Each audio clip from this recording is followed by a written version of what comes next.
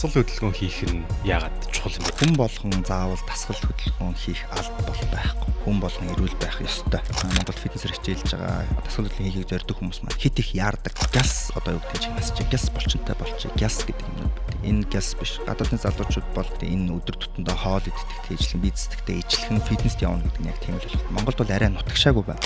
Энийг зүгээр өөрийнх нь дадлын нэг хэсэг болго. Тэгээд энийг байнга хийдэг юм систем болгочих юм бол хүссэн хүсээгүй тань дээр гоё бие, эрүүл байх, тэгээд өндөр бүтээмжтэй байх энэ бүх зүйлүүд чинь цогцоороо төлөв. Тэгээд чухал юм чинь хүн өөрийнх нь биеийг л таньж мэдэх хэрэгтэй байхгүй. Хүн болгоны бие чинь харилцаа адилгүй өөр бодис солилцооны төвшин өөр явж байгаа. Тэр өөрийн биеийг таньж мэдсэн тохиолдолд та 90 кг булчинмаастай байж болно. Эсвэл одоо юу гэдэг нь те 60 кг өөхгүй одоо өөхний маш бага 12 дэх ч юм уу байж болно. Та өөрийнх нь биеийг таньж мэдэх юм бол тэгээд өөрийгөө өндөр бүтээмжтэй эрүүл байлгах гол зүйл чинь л тэнд оршиж байгаа байхгүй. Тэрнээс харагдах байдлаараа гоё харагдаад дотор эрхнүүд нь бүгд өвчлөлтэй байх юм бол хэн ч үнийг чадах байхгүй. Дасгал хөдөлгөөн хийх нь яагаад чухал юм бэ? Яагаад ер нь хүн болгон дасгал хөдөлгөөн хийх ёстой юм? Дасгал хөдөлгөөн хийсээр эрүүл болох гэдэг. Гэтэ хамгийн наадзахын энгийн ойлголтоос ойлаа эхлэе. Хүн яагаад заавал эрүүл байх ёстой юм бэ? Зүгээр ингээд чипс идээд гэртээ хөвтөө сууж болохгүй юм уу? Хүн болгон заавал дасгал хөдөлгөөн хийх алба бол байхгүй. Хүн болгон эрүүл байх ёстой. Энэ бол үндсэн хуулиарч яригдж байгаа. Одоо юу гэдэг нь те одоо Монгол улсын иргэн бол одоо эдийн засгийн хөдөлгөгч нэг эс бол өндөр бүтээмжтэй байх хэрэгтэй гэдэг юм орж ирж байгаа. Дасгал хөдөлгөөний хувьд их юм бол зөвхөн фитнес хийгээд байх гэдэг ойлголт бол байхгүй. Бүхэл төрлийн спортууд байгаа. Тэгэхээр тэнд аль болох өөрт тохирох тэр спортын төрлийг сонгож Дэлхийн эрүүл мэндийн байгууллагаас зөвлөсөн зөвлөмжийн дагуу 7 хоног 150 минут гэж байгаа. 150 минут. Тий 150 минутыг за 3 хуваачч болно те. Нэг өдөр 50 минут гэдэг нэгт 3 дахь 5 дахь ч юм уу гэд. Ямар ч лсэн 7 хоногт 150 минут тодорхой хэмжээнд ажилласан байх хэвээр. Энэ нь болохоор алхалт байж болно, гүйлт байж болно. Нас ахиж байгаа хүмүүсийн хувьд гэх юм бол одоо 40-с дээш насныханд зөвлөх зөвлөмж бол нас ахих тусам хүний одоо булчингийн масс багасч идэг. Тийм учраас хүчний бэлтгэлийг 7 хоногт 2 удаа гэж байгаа. За энэ нь ерөнхийдөө фитнес ороод ирж байж болж байна. Эсвэл өөр төрлийн спортуудаас сонгоод тухайн том булчингууд буюу биеийн нурууны хэсэг, хөлний хэсэг болон чэйшний гэсэн эдгээр булчингуудыг 7 хоногт 2 удаа ажиллах хэрэгтэй. Зөв. За би болохоор ингэдیں۔ Фитнест явдаг. Гэхдээ би өөрөө айгу дургу явдаг байхгүй. Яхаарахгүй нөгөө нэг айгу удаан хэмнэлтэй тэгээд явах ёстой, шаардлагатай болчингаа хөгжүүлэх ёстой гэж боддог үүднээс нь явдیں۔ Тэгээд маш олон жил ингээд хичээлж байгаа хүмүүсийг харахаар миний хувьд ингээд таансаа хүндлэл ингээд төрөөд. Гэхдээ яагаад юм бэ гэвэл тэр уйдгартай зүйлийг ингээд танд 7 хавраас 4 магадгүй 5 удаа тогтмол ингээ хэдэн жилийн турш ингээ хийгээд ирсэн байгаа. Тэгэхээр би ингээд ажил дээрээ ч юм уу эсвэл ингээ хамтарч ажиллаж байгаа хүмүүс арахлаар фит хүмүүсийг бол яхахгүй цаанасаа хүндэлдэг байхгүй. Ягаад юм бэ гэвэл тэд нар дургуй зүйлээ энэ олон жил ингээ үргэлжлүүлж дуртай байж болно л доо. Миний хувьд бол дургуй болчиход байгаа. Хийж чадсан болохоор бас өөр ингээ те маш олон зүйлүүдийг талхаар сурсан байх гэж бодоод байдیں۔ Тэгэхээр тэргэл өөр дээрээ яг одоо энэ дасгал хөдөлгөөн гэдэг зүйлээр дамжуулаад юу олж авч сурсан бэ? Ер нь хүмүүс зөвхөн дасгал хөдөлгөөн сурдаггүй байх. Тэгэхээр энэ талаар тайлбарлаад өгөөч. Би хүмүүсийг ерөнхийдөө яг клиентууд дээр ерөнхийдөө хоёр төрөлд хуваадаг. За эхний төрөл нь бол зайлшгүй шаардлагаар хийж байгаа хүмүүс буюу эрүүл мэндийн шалтгаантай дотор эрхтний өвлөлттэй ч юм уу эсвэл цусны цагаан эсийн дутагдлаа дархлаагаа дэмжих зайлшгүй шаардлагатай. Тийм учраас дасгал хөдөлгөөн хийх ёстой буюу эрүүл мэндийн шаардлагаар болон за нөгөө хэсэг бүлэг хүмүүс нь болохоор одоо юу гэдэг өөрийнхөө энэ одоо имиж төрөх те гадна байдлыг юм өөрчлөх. За зарим тохиолдолд нэг нийгмээс гадуурхалд өртсөн нэг юм тодорхой хэмжээний комплекс сэтгэл зүйн дарамт үүссэн хүмүүс гэж ингэж ерөнхийдөө хоёр төрөлд хуваадаг. Миний хувьд гэх юм бол эрүүл мэндийн шаардлагаар энэ спорт руу орж ирсэн. Одоо яг энэ спортоор хичээлээд нийт 8 жил болж байна. За яг тогтвортойгоор хичээлж эхлээд бол 6 жил болж байна. Тэгээд миний эрүүл мэндийн яг юм асуудал юу байсан бэ гэхээр нэгт дархлааны асуудал буюу цусны цагаан эсийн дутагдaltaй нэлээд өндөр хэмжээний одоо гараа зүсгчээр идэхгүйгээр одоо юу гэдэг сар гарan явдаг ч юм уу заавал оёо тавилдаг дотроос антифетик уудаг ч юм уу тийм байдал нөхцөл байдал тулгарсан. Хоёр дахь жишээ нь бол хүний лимфийн сувг гэж байдаг. Миний лимфийн булчирхаанууд бүгд томролтой химийн дарааны заалттай байсан. Ковидын дараахан гэх юм уу. Тэгээ тийм одоо юу гэдэг эрүүл мэндийн шаардлагатай байгаад эмнэлэгт нэлээд удаан хугацааг өнгөрөөгөөд за тэндээс босч ирэхдээ миний ойлгосон зүйл нь юу вэ гэхээр би хоёр төрлийн зүйлийг ойлгосон. Эхнийх нь яг хүн эмнэлгийн орон дээр үхэлтэй буюу одоо юу гэдэг нь хизээш одоо хизээ мэдгүй чи байхгүй болчих магадгүй гэдэгтээ энэ тулсан энэ үед нөгөө нэг ээж аав хайртай хүмүүсээ бодсон юм байна л да. Чи яг юу хийж өгч чадсан, юу бүтээсэн, хэрэг маргааш гэхэд чи дууслаа гэж бодоход чи яг юуг дурсаж санах хэрэгтэй юм бэ гэж. Тэгэхээр миний хамгийн чухал ойлгосон зүйл гэх юм бол Чи мөнгөтэй байж болно, мөнгөгүй байж болно, чи амжилттай байж болно, амжилтгүй байж болно, чи мэдлэг ур чадвартай байж болно, үгүй ч байж болно. Хамгийн гол нь чи хайртай хүмүүстэйгээ хамт урт удаан хугацаанд хамт байх нь хамгийн чухал юм байна. Тэр дурсамж чинь хизээ нэгэн цаг чамайг одоо эмнэлгийн орон дээр ч юм эсвэл өвдөө твтгэд эсвэл үхэлтэй нүүр турах тулах тэр момент дээр чамайг харамсал гэдэг ийм зүйлд байлгахгүй байна гэдэг зүйлийг ойлгосон. Энийг бол арай залуудаа ойлгосон. Энийг ойлгосон хүмүүс бас зөндөөл байдаг гэж би хувьдаа боддог. Хоёр дахь зүйл нь гэх юм бол тухайн одоо эмнэлгээс намайг гарахад зөвлөсөн 3 зөвлөмж байдаг. За нэг нь D витаминыг өндөр тунгаар уух ёстой, C витаминыг өндөр тунгаар уух ёстой, гурав дахь нь чи зайлшгүй дасгал хөдөлгөөн хийх ёстой. Тэгэхгүй бол ингээд чиний дархлаач ингээд байхгүй болоод ингэх юм бол одоо юу гэдэг генийн түвшинд хүртэл юм асуудал үүсэх боломжтой гэдэг зүйлийг хэлээд. За тэндээс хойш илүү тууштайгаар явж эхэлсэн мөн миний суур мэрэгчлж өөр эрх зүйч мэрэгчлээ. Одоо бол миний одоогийн байдлаар миний мэрэгжлийн хувьд гэх юм бол биеийн эргономик хөдөлгөөн, хөдөлмөрийн аюулгүй байдал болон хүнсний шимтгийж судлаач гэдэг ингээд мэрэгжлүүдээр дүүргэсэн байгаа. Тэгээд анх эхлэл нь болохоор яагаад би өвтчөв гэдгээс ухаж эхэлсэн. Ингээд сүүлдээ ингээд тэр бүх материалуудыг ингээд судлаад уншаад эхлэхээр энэ яг нэг пазл эвлүүлдэг шиг болж байгаа. Одоо дотор эрэхтэн гэхэд ийм байлаа гэхэд хүнсний шимтгийж гэдэг юм байна гэд ингээд миний суур мэрэгжил одоо өөрчлөгдөд одоо ингээд фитнес коуч, метаболизмын зөвлөх болцсон байгаа. Тэгээд яг тухайн үед бол би нэлээд тураалт одоо манай монголчууд нэг ямааны 3 гэж хэлдэг шиг би 49 кг жинтэй байсан. Тэгээ одоо бол яг миний булчин мастай өөхний хувь нэг 15%-тай. Тэгээд ойролцоогоор нэг 75-76 кг орчим байгаа. Гахалтай. За гол агуулгад орохоос өмнө энэ удаагийн дугаарыг Германы Denk Pharma-гийн Cremagny туслалцаагаар та бүхэнд хүргэж байна. За урд өмнө нь ярьсны дагуу Cremagny болонгууд нь кератин 300 мг болон магний 200 мг хосолсон бүтээгдэхүүн байгаа. Аль аль нь болохоор хүний тархи болон бие булчинд маш эерэг нөлөөтэй бөгөөд ялангуяа креатин болохоор фитнес хийдэг хүмүүс болонгууд нь тэр дундаа заавал ашиглахаар зөвлөдөг тийм бүтээгдэхүүн байгаа. Өмнөх өдрөн ч юм айл эсвэл тухайн өдөртөө бид нар дасал хөдөлгөөн ч юм айл эсвэл холын зайд ингээ гүүх алхах гэх мэтлээ бид нарын булчин гинтэд тэгээ булчинг нь дахиад хурдан сэргээгээ булчингийн масс хүч нэмэхэд маш хэрэг болдог. Тэгээд үүнээс гадна бид нар магадгүй ингээ офис ажил хийж байгаа юм бол ядарч суултгаассан бууруулдаг. Хамгийн гол нь тархины үйл ажиллагааг илүү их дэмжиж тархид амин дэм болж шимт хижээлэн болдог учраас зөвхөн одоо дасал хөдөлгөөн хийдэг офисын ажил хийдэг хүн болгонд маш хэрэгтэй зүйл байгаа. Тэгээд үүнээс гадна зүрхийг хамгаалж цуцыг тэлэн мөн түншид нөхөн үржихэн эрүүл мэндэд бас сайтай бөгөөд ахуд насны яс булчингийн алдагдлыг бас нөхдөг ийм гайхалтай бүтээгдэхүүн байгаа. Тэгээд би өөрөө өглөө болгон усан найруулад Cremagny гол уудаг. Тэгээд би оюуны ажил хийдэг. Тэгээд давхар фитнес болон гүйлтээр хичээлдэг болохоор надад болонгууд зөгцсөн ийм бүтээгдэхүүн байгаа. Тэгээд би өөрөө ашигладаг болохоор та бүхэнд маш хүчтэй санал болгоё. Учир нь гэх юм бол Герман болохоор дэлхийн хамгийн өндөр эмийн стандарттай улс. Энэ улсад хийгдсэн хүний биед хамгийн бага уртай бөгөөд хүний биед бүх төрлөөр ингээ сайн нэмэлт аминд байгаа шүү. Тэгээд хэрвээ та худалдаа авахыг хүсвэл өөрт хамгийн ойрхон эмийн сангаас авах боломжтойгаа ингээд гол сэдвээр орцгоё.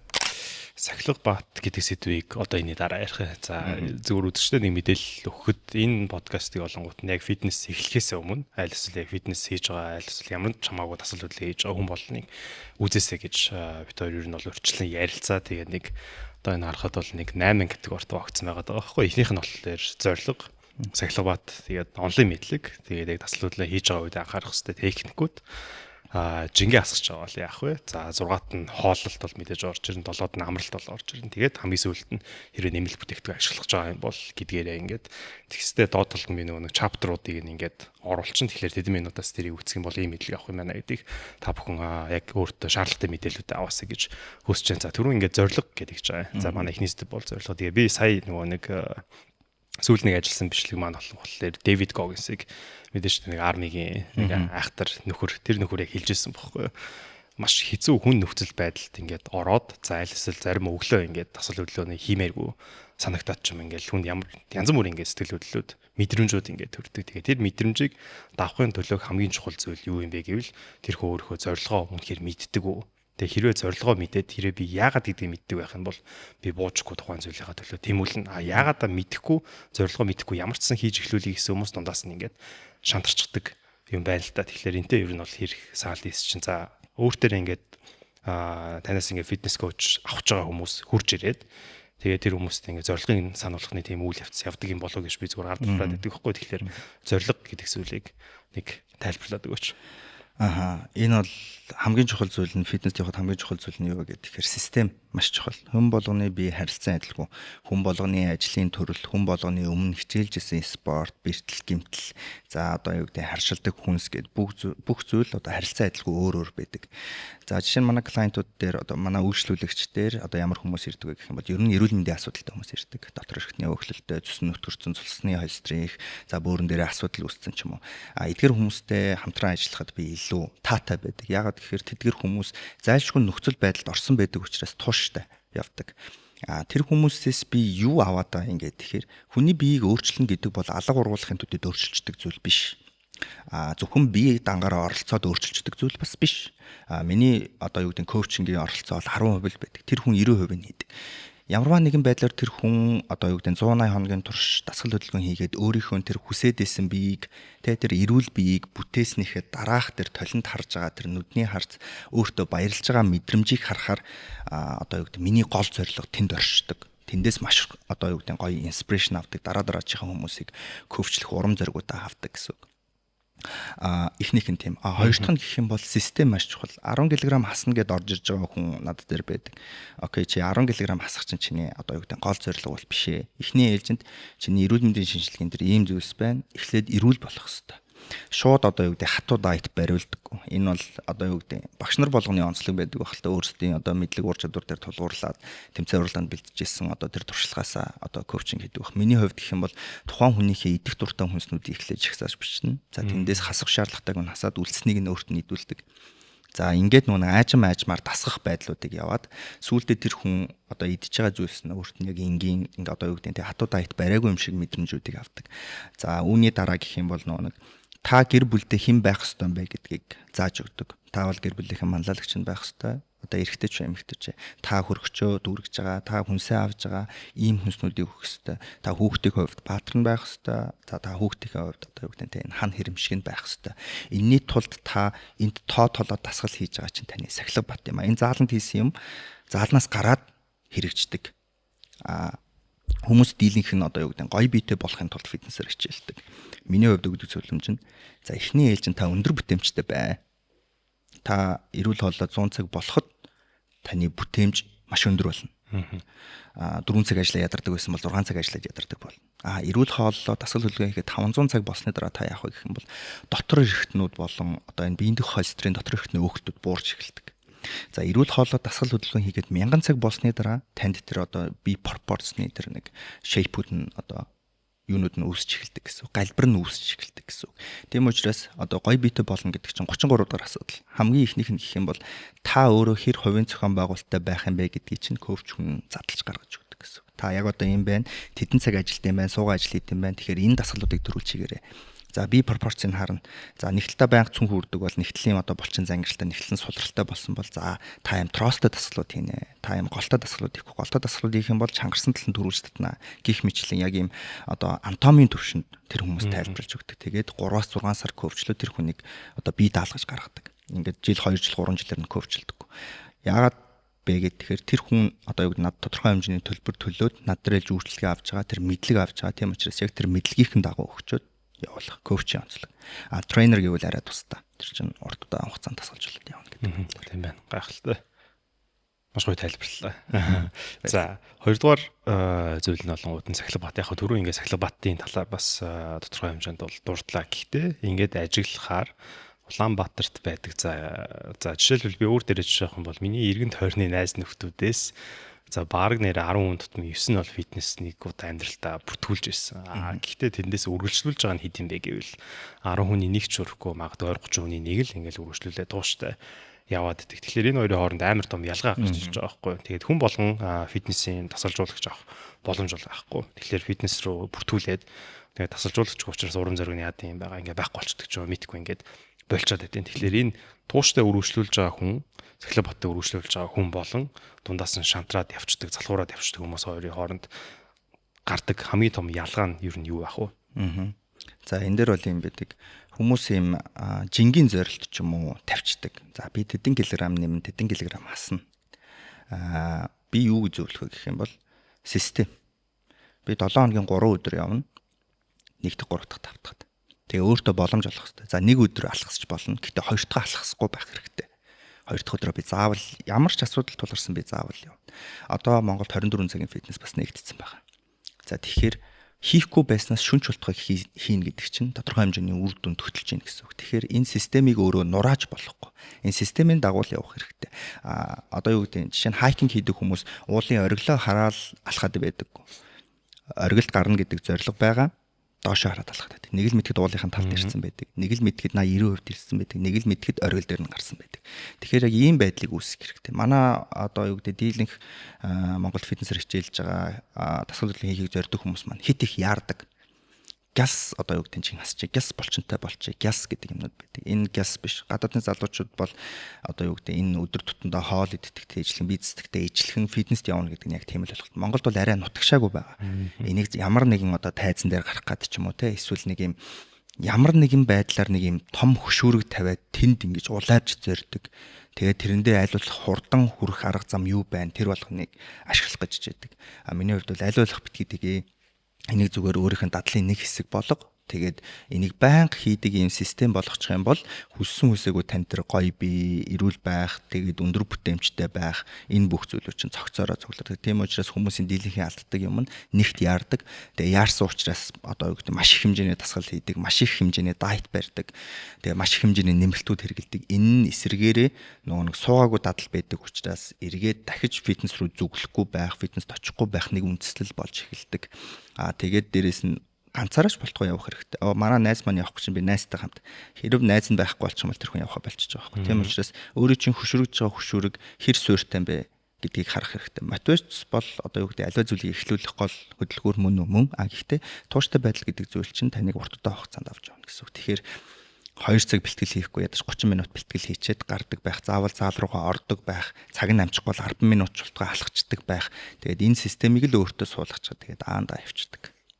Тийм байна. Бас нэг үг санаанд орлоо. Джеймс Клир гэдэг нөгөө нэг энгийн дадал гэдэг хүн ер нь айгу олон уншижсэн байх. Тэр номын зохиогч хэлэхдээ бол тэр хүн тавьсан зорилго хүртлээ бол дээшилдэггүй, босгосон систем хүртлээ ундаг гэдэг ч байгаа. Тэгэхээр яхаа аргагүй яг системээ хийчих юм бол амьдралын маяг болгочих юм бол тэрлийнх нь нэг парттай ингээд нэг хөдөлшгүй хэсэг болгочих юм бол хүн яхааргүй ямар нэг үр дүнд эзэнийг өдөр хүрэх нь бол ойлгомжтой байх. За 3 дугаар бүлэгсэд ойлон онлын мэдлэгийн талаар яриа.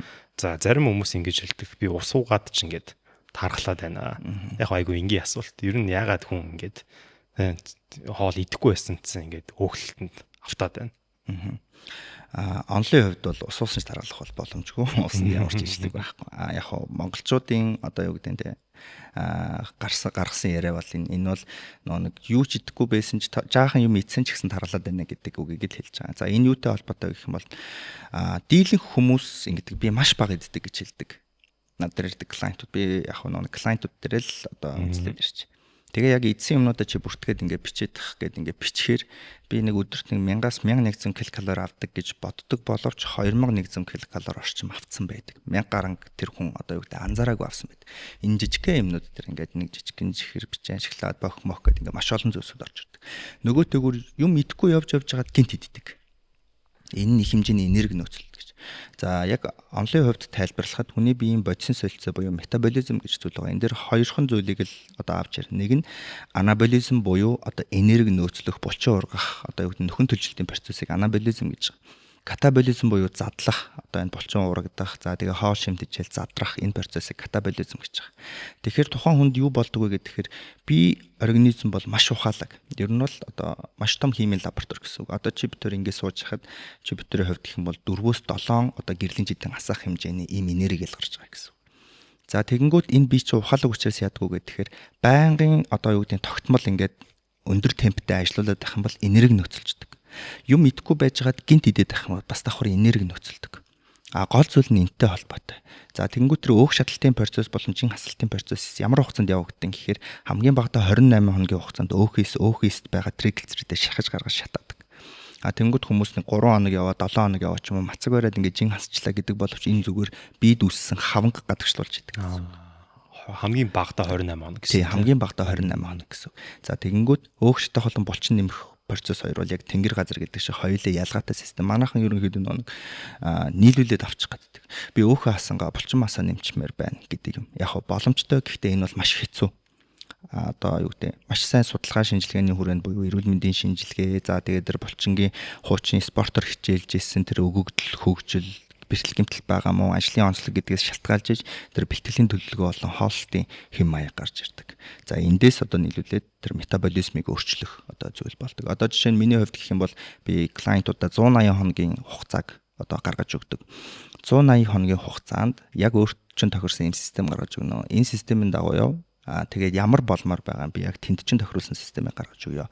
180 хоногийн хугацаанд тэр хүн тэр тухайн дадлыг эзэмшлээ гэхэд нэгт бие организм өмнөх иддэг байсан тэр junk food ч юм уу тэр одоо юу гэдэг асуудалтай хооллуудыг хүлээж авч чадхаа болчдөг. Нэгсэндээ дөнгөж төрсэн эмэгтэй хүний бие одоо нялхарцсан заавал шүл уудагтай яг ижилхэн болчдөг гэсэн үг. Эхнийх нь.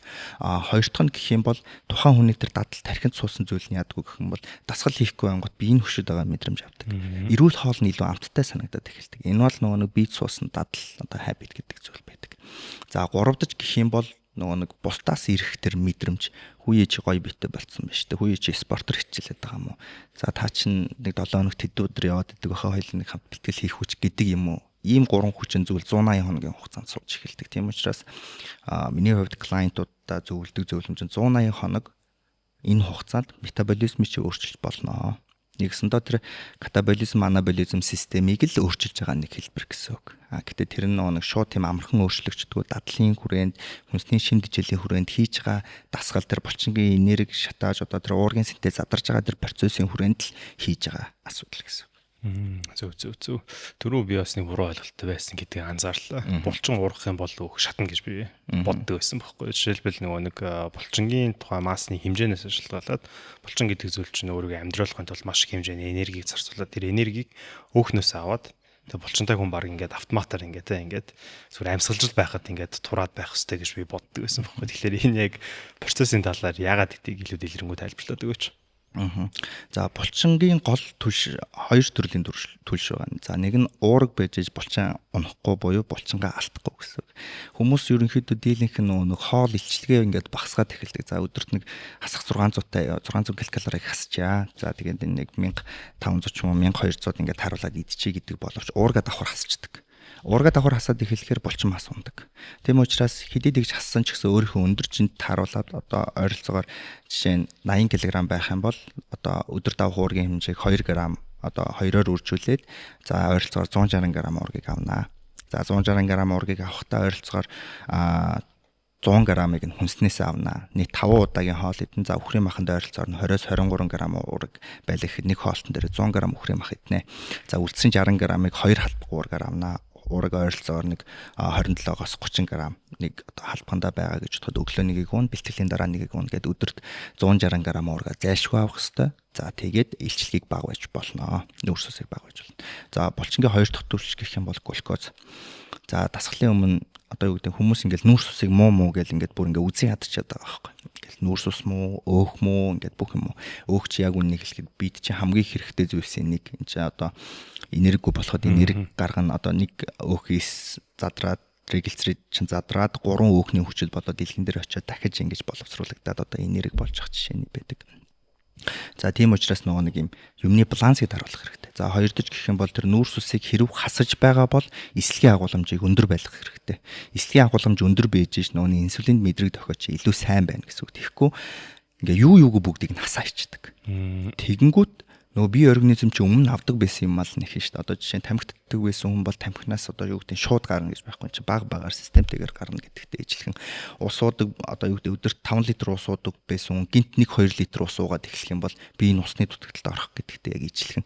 Тийм учраас нөгөө нэг аливаа зүйлийг та өөрийнхөө бие организмд тохируулж хийх гэж байгаа бол багаар буюу системтэйгээр хийх хэрэгтэй.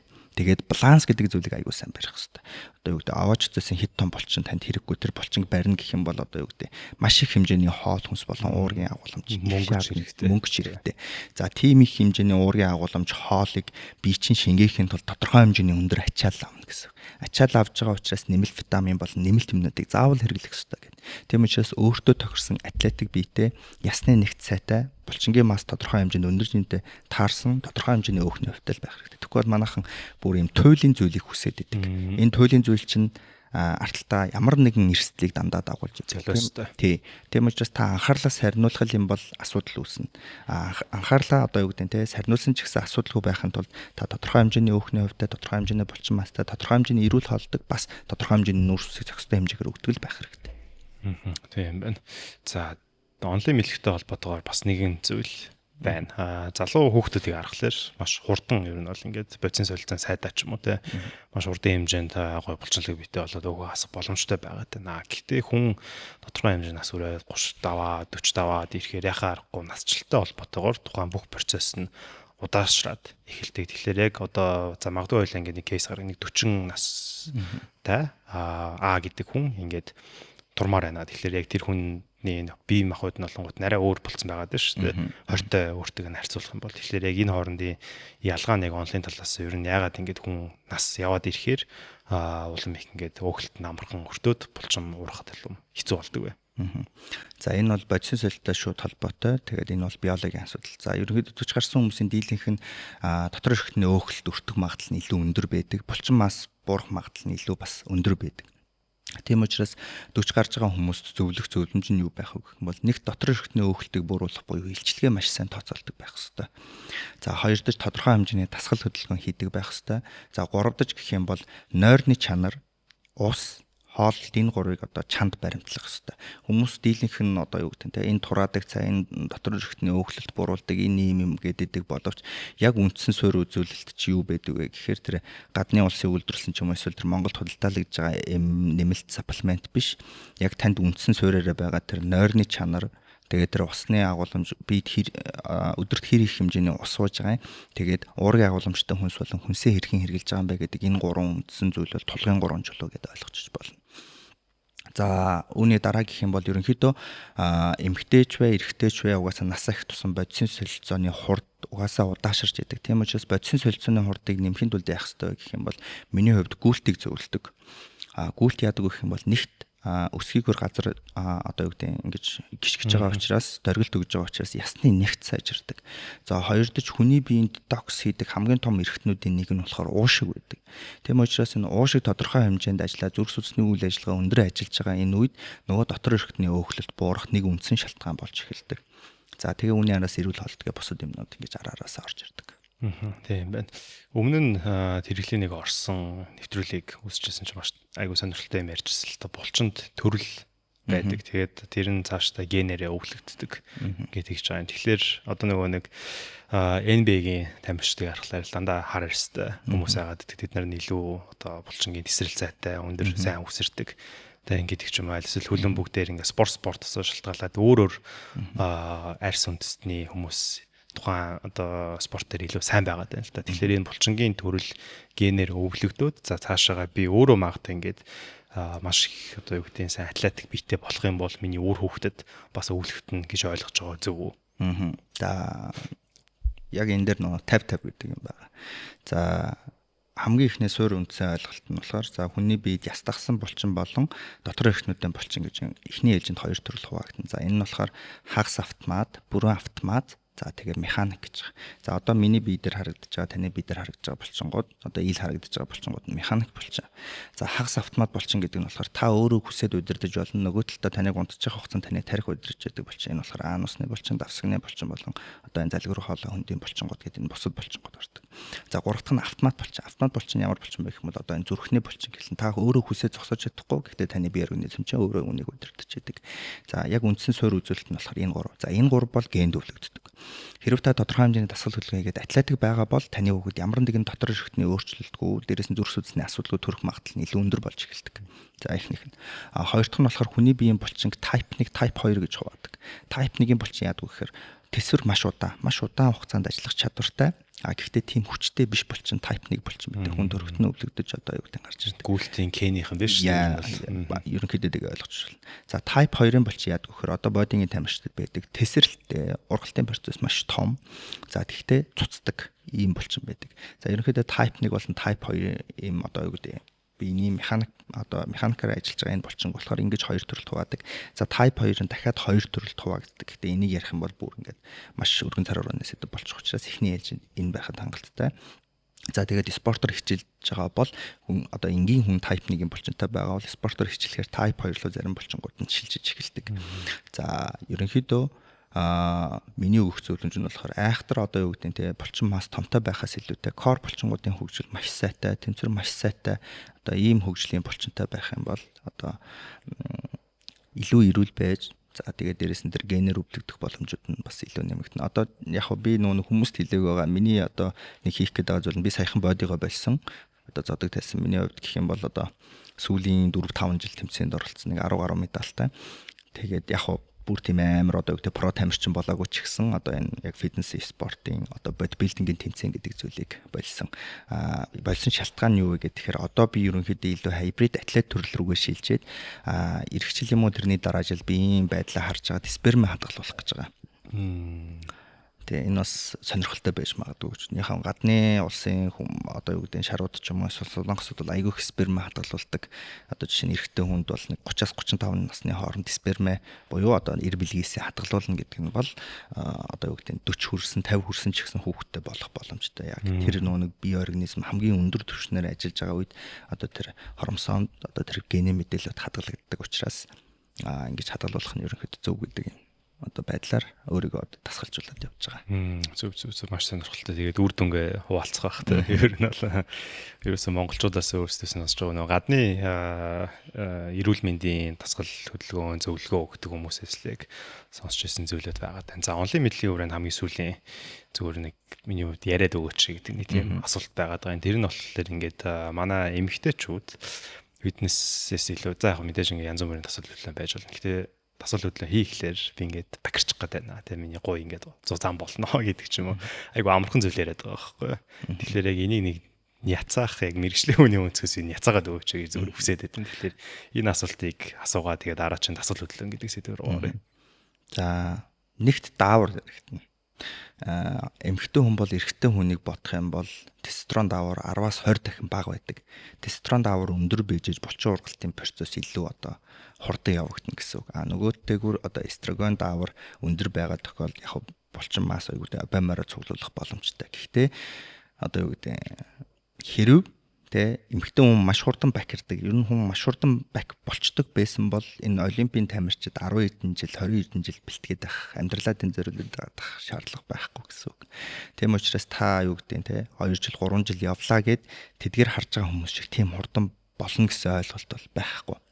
Хоёр дахь эмэгтэйчүүдтэй гэж зөвлөхөд манай эмэгтэйчүүд айхтар ингэж нэг янз бүрийн дайет мацаг барих гэхээс илүүтэй эхний ээлжин сарын тэмдгийн овуляцаараа хооллоо сурчих хэрэгтэй гэж би хувьдаа зөвлөмөр. Одоо Монголд яг энэ чиглэлээр ажиллаж байгаа коуч бол Чинсанаг ихнэр хулан гэд эмэгтэй байдаг. За тэр яг мэрэгжлийн сургуулийг нь төгсөөд одоо яг юм онлайн ангууд одоо нээгээд явж байгаа юм билээ. Тийм учраас ядаж та тэр сургалтанд нь хамрагдаж ч юм уу эсвэл одоо юу гэдэг сурах бичих материалуудтай танилцаад өөрийн биеийн онцлогийг ямар сарын нэмдгийн овуляц хэд хоногоор ирээд байгаа ямар үед нь ямар хүн сэдвэл илүү одоо юу гэдэг өндөр бүтээмжтэй байх боломжтой юм бэ сэтгэл зүйн савлгаагаа барих боломжтой юм бэ гэдэг талаас нь ерөнхийдөө төлхөө явбал зүгээр шүү гэж хэлдэг. Би одоо эмэгтэй яг клиентууд дээр үйлчлүүлэгч нар дээр болохоор айхтар тийм хоолны дэглэм өгдөг.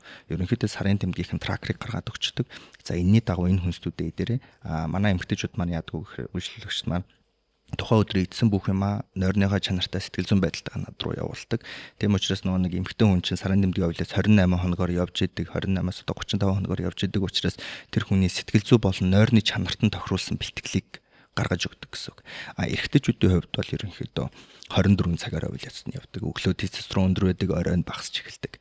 За хосын тасгалжуулалт бас өгдөг. Хосын тасгалжуулалт дээр юу гэлдэг вэ гэх юм бол найз охинд нь за өглөө найзлуудаа асуудалдаа хэл. Оройн найзлуудаа битгий асуудлаа хэл. Маргааш нь хэл. Оройн чи зөвхөн найзлуугаа кэрлэх хэрэгтэй. Энэ нь өөрөө хосын харилцаанд одоо юу гэдэг маш том юм одоо үр дүн дагавруудыг өгдөг. Эрэгтэйд нь юу гэж хэлдэг вэ гэх юм бол за сарын тэмдэг нь ингэж ирдгээ. Эд хоног байдгаа. Та хоёр бол ингээд тосууд учраас маш сайн ярилцсан. Тийм учраас энэ үед нь ийм хүнс авч хөрөгчөнд нь хийж өгөөрэй. Энэ үед нь ингэж кэрлэр, энэ үед нь сэтгэл зүйн савлгаа нь ийм болчдөг учраас чи ийм байдлаар аливаа асуудлыг ярилцаарай гэдэг юм коучийг өгдөг. Ер нь эмэгтэйчүүдтэй хандхад бол нэг тийм байна да. Түрүүс нөгөө нэг орой асуудлаа бити яриарай гэдэг нь болонгот нь орой тестостероны хэмжээ нь багасдаг газ болж байгаа тийм багс газ болж байгаа. Багасгаар одоо юу альва асуудлыг илүү эмзэг хүлээж авах гэсэн эрэгтэй хүний хувьд. Яагаад тэгэхээр эрэгтэй хүнд чинь тестостерон даавар байгаа, эстроген дааварч бас давхар байгаа байхгүй. Тэгэнгүүт нөгөө тестостерон буурахаар чинь нөгөө эстроген даавар тодорхой хэмжээнд өсөд эхэлж байна гэсэн. Эстроген даавар болохоор нөгөө хүний айгүй юм нөгөө агрессив байдал, эмошн өндөр байх тэр одоо үндсэн даавар болж эхэлдэг гэсэн. Тэгэнгүүт нөгөө оройн одоо юу гэдэг ороод чи оройтчлоо ч юм уу те. Ингээд одоо юу гэдэг зээл хуулийн юм гэдэг юм ярих юм бол тэр эрэгтэй хүн болмол одоо сэтгэл зүйн дарамтанд орно гэсэн. Харин өглөө нь юу гэдэг те ажилд нь явахад нь хоол цаг нь хийж өгөө, хоол идснийх нь араас нь те. За одоо юу гэдэг те хайрт минь ийм асуудал байна, ингэсэн байна, ийм байгаа шүү. Өнөөдөртөө ингээ бодорой гих. Тэр шал онд гэх юм бол асуудал үүсгэн хайраа гээл тэгэл явах юм биш үү? Би болохоор яг нөгөө клиентууд дээр туршиж үзсэн болохоор айгүй үрдэнтэй. Зөв бодож үзэж байгаагүй үнцэг байна. За окей. За одоо 4-р сэдв дасгал хөдөлгөөн ба техник гэдэг талаар энэ бас айгүй том өргөн үрээний сэдв байгаад байгаа. Тэгэхээр хоёлаа эхлээд нэг персона тодорхойлох хэрэгтэй. Мэдээж хүн болго нэг өөр гэсэн өөрсдийн гэсэн зорилготой байгаа. Тэгэхээр биний нэг зүгээр нэг бэлдсэн нэг хоёр персона байна л да. Эхнийх нь болонгууд за Бата гэдэг ойлаа. Нэр өгч нас 35-тай. За өндөр ингээд 175, жин 85. Тэгээд би даргалтын хэмжээ нэг одоо өөхний хэмжээ нэг 20% ч юм уу те. Манд хүн болохоор нэг 10 кг хасаад гэтээ булчингаа алдахгүйгээр одоо нэг подолкны араас л нэг гоё те 2 7 3 7 мөр зүрэ ингээд гоё гаргачмаар тийм хүн байгаад байгаа юм. Тэгээд нөхрийн нэг боломжит болцоо нь болонгууд нь 7 хоногт 3 удаа фитнес явах боломжтой. За ийм нэг Бата гэдэг нэг нөхөр байна. Тийм зорилготой хүн хүрээд ирлээ. За хоёрт нь болонгууд нь Ану гэт нэрлэлчээ. За Ану болохоор 30 настай. Тэгээд нэг өндөр бас 65 дундаж өндөртэй. 65 кг-ийн биеийн жинтэй. Тэгээд body fat нэмэгтэй хүний хувьд арай өндөр байдаг учраас 30% гэдээ ойлоод тодорхойлж. Тэгээд зорилго нь бол айгүй энгийн ерөөс гоё харагдмаар байгаа тий. Гоё S-line ингээд гаргаж үзмээр байна. Тэгээд Бататай адилхан 7 хоногт 3 удаа явмаар байна гэд ингээд хүрээд ирлээ. За тэгэхээр дасгал хөдөлгөөн хийж эхэлсээс хойш хамгийн ихэнд чухал зүйл болонгууд нь би өөрийнхөө үр дүнгээ хармаар байгаа даа шүү дээ. Тэгээд түрүүн хэрэглийн тайлбарсаар болохоор 28 хоногийн дараа өөх нь хасагдаж эхлэх юм байна. Тэр үрэл болонгууд зүгээр хав найрладаг гэж байна. Тэгэхээр ер нь дасгал хөдөлгөөн хийж эхэлснээс хойш хэдийн хугацааны дараа өөрийнхөө анхны үр дүнгээ харах боломжтой. 7 хоногт 3 удаа явж байгаа энэ хоёр хүн. За эрэгтэй гэх нь хувьд гэх юм бол 10 кг хасна гэхээс илүүтэй одоо хувцсны цанаас юм гоё харагдмаар байна шүү дээ тийм. За тэгэх юм бол би хэлэхдээ бол 7 кг өөх хасна. 3 кг булчин мас нэмнэ. За ингээд нэг ойролцоогоор нэг 87-тай хавцаа байхад тэр хувцсны одоо юу гэдэг цаанаас илүү гоё харагдах тэр боломж болцоонд бүрдэн гэсэн үг. За эрэгтэй хүний хувьд гэх юм бол дасгалын өмнө хөнгөн кардио одоо энэ шатан дээр алхачих болно, зам дээр алхачих болно. Тэгээд үндсэн бэлтгэлүүд нь гэх юм бол хувцсны цаанаас гоё харагдах гэж байгаа бол нэгт мөрийг маш гоё хөгжүүлэх хэрэгтэй. Мөрний дасгалыг маш сайн хийх хэрэгтэй. Хоёрдож том булчин буюу хөлний булчин болон өвцгний булчингуудыг төлхөө сайн ажилуулах хэрэгтэй. За энэ том булчингуудыг ажилуулах нь өөрөө тестостерон дааврыг нэмэх гол үндс суурь болж эхэлдэг. За тэгээд эрэгтэй хүмүүс бас нэг гоё харагддаг зүйл нь болохоор гарны булчин байдаг. За тийм учраас нэг хувцсны цанаас гоё харагдах жаал гарны булчин ажиллуулсан. За эрэгтэй хүний хувьд гэх юм бол би бол нэг 48-аас 60 хоногийн хугацаанд одоо тэр хүн ерөнхийдөө 7 кг өөхөө хасаад ойролцоогоор 1-2 кг булчин мас нэмсэн ерөнхийдөө байна. Яг тэр зорилтын өрөөнд 3 кг булчин мас нэмээд 7 кг өөх хасна гэх юм бол би 3-аас 4 сарын хугацааг л тэр хүнд хэлж өгнө. Тэгээд гол барих ёстой юм нь юу вэ гэх юм бол нэгт нойрны чанар маш сайн байх ёстой. Хоёрт хооллолт маш гоё цэвэрхэн байх хэвээр. Гуравдаж гэх юм бол дасгал хөдөлгөөнийг маш богино хугацаанд нягт хийж явах хэвээр. Зарим хүмүүс ингээд ороод 2-3 цаг болчдөг. Тийм биш. Орлоо 20 минут халаалаа, 30 минут юм уу 40 минут дасгалаа хийлээ. Тэгээд буцаад одоо гарах ч юм уу эсвэл recovery хийх ч юм уу. За эмэгтэйгийнх нь хувьд гэдэг юм бол нэг S-line үүсэх гэдэг шүү дээ. S-line үүсэх гэж бол би ерөнхийдөө за deadlift, за тэгээд үндсэн суулт найдуулах нь өвзг рүүгээ гэсэн үг. Өвзг рүүгээ үндсэн суулт. За hip thrust энэ гурван дасгалыг ерөнхийдөө зөвлөнө. Үүн дээр нэмэх нь юу гэх юм бол мөрний булчин өөрөө хөгжиж том болж өргөн бэжиж тайл илүү нарийнхан харагддаг гэсэн үг. Ер нь бол. За тийм учраас эдгээр дасгалын за эмэгтэй хүнийх нь хувьд гэх юм бол би арай жоохон илүү хугацааг санал болгоно. 5-аас 6 сарын хугацаанд яг тэр S-line гэдэг зүйлийг үүсгэх.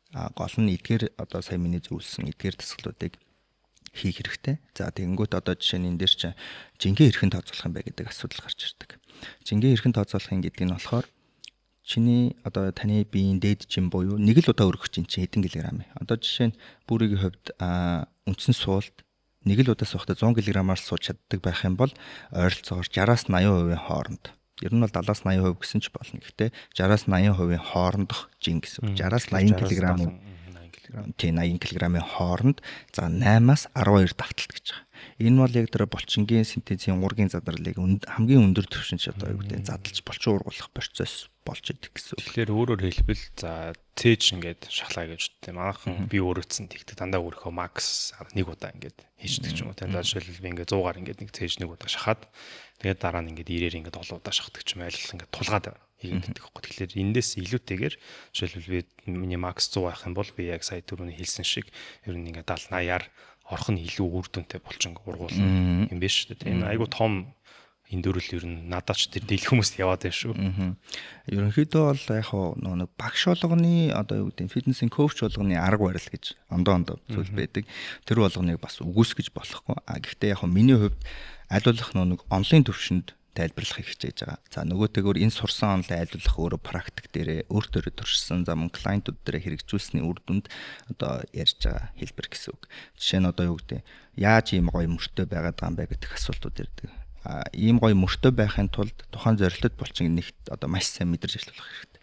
Анхлан хичээлэгч нар нь яах ёстой юм гэдэг тэгэхээр маш удаан булчин мэдэрч хийх ёстой. Хөнгөн жим байж болно. Гол нь тэр булчингийн мэдрэлийн тархины нейронтой холбох тэр одоо юу гэдэг мэдрэлийн холбоосыг л үүсгэх хэрэгтэй. За энд өвдөж чинь те одоо энэ мөр ажиллуулахад за энд өвдөж чинь гэж бодоход энэ өвдөлт нь аль хүртэл явж байгаа юм. За энэ 3 толгойн уулзуур хүртэл явж байгаа юм байна. Дээшээ энэ хүртэл явж байгаа юм байна. Дээшээ тарпиз руу өвдөд ирлээ гэж бодъё л. За тэгэх юм бол миний техник болохгүй байгаа юм байна. Би илүү сайн мэдэрч татахгүй одоо юу гэдэг татаж чадахгүй байгаа юм байна. Гол нь яг энэ зорилтод булчин эхлээд ажиллаулаад сурчна. За үүний араас булчингийн фаз гэдэг юм яриад. Эерэг фаз болон сөрөг фаз. Эерэг фаз бол татах фаз, сөрөг фаз болохоор буулгах фаз.